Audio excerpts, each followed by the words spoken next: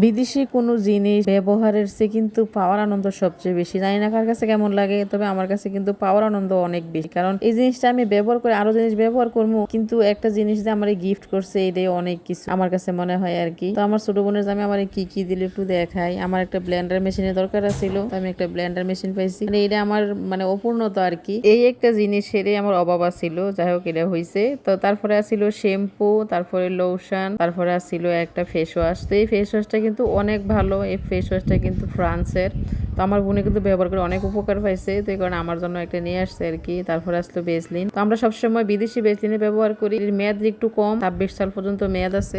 আমার কেউ বিদেশ নাই আলহামদুলিল্লাহ, আমার ঘরে প্রত্যেকটা প্রোডাক্টে বিদেশি, আমি সবসময় বিদেশি জিনিস ব্যবহার করি। তারপরে আমার ছেলের গাড়ি, আমার ছেলের গাড়ি পেয়ে তো মহা খুশি, মানে সারাক্ষণ শুধু গাড়ি নিয়ে। তারপরে আমার মেয়েরা চাহিদা ছিল চকলেট। আমার মেজো মেয়ের কিন্তু চকলেটের প্রতি অনেক নেশা, অন্য বাচ্চারা আসলে তেমন নেশা নেই চকলেটের প্রতি, কিন্তু এটি নাকি ইসরায়েলি পণ্য হওয়ার কারণে বেশি আনতে পারছে না, অল্প কয়েকটা আনছে। আমার বাচ্চারা সবাই একটা করে খাইতে পারছে না, এটা হলো সমস্যা আর কি। বাহির থেকে চকলেট আনাটা আসলে কষ্টকর, কারণ এটি কার্টুনের মধ্যে নিলে গইলা যায়। তো আমার মনে হয় এটি কার্টুনে নেয় না, এটি মনে হয় সৌদি আরব এয়ারপোর্ট থেকে কিনছে কিনা, তারপরে হাত ব্যাগে করে আনছে আর কি। তো এখন আমরা সবাই মানে দুইটা দুইটা করে খাইতে চাইছিলাম, দুইটা দুইটা করে আসলে হয়েছে না। জানি না এই চকলেটের কি মজা, আমার কাছে একটু তিতা তিতা ভাব লাগে, কারণ কালো যে কোনো চকলেটই আমার কাছে খাইতে ভালো লাগে না। তো আমার মেয়ের কাছে নাকি অনেক মজা লাগে, হেরা খায়। অনেক মজার একটা চকলেট খাইছিলাম। আমার একটা দেবর অস্ট্রেলিয়া আছে, অস্ট্রেলিয়া থেকে একটা চকলেট আনছিল, অনেক মজা চকলেটটা, মানে আমার জীবনের প্রথম মনে এত মজার চকলেট খাইছিলাম। তো আমার এর মধ্যেও কিন্তু এই এখন যে চকলেটটা হাতে নিছি এটাও কিন্তু অনেক মজা, নারিকেলের চকলেট, এটাও অনেক মজা লাগছে। এটা আমি একটা খাইছিলাম, আমার কাছে এটা একটু ভালো লাগছে।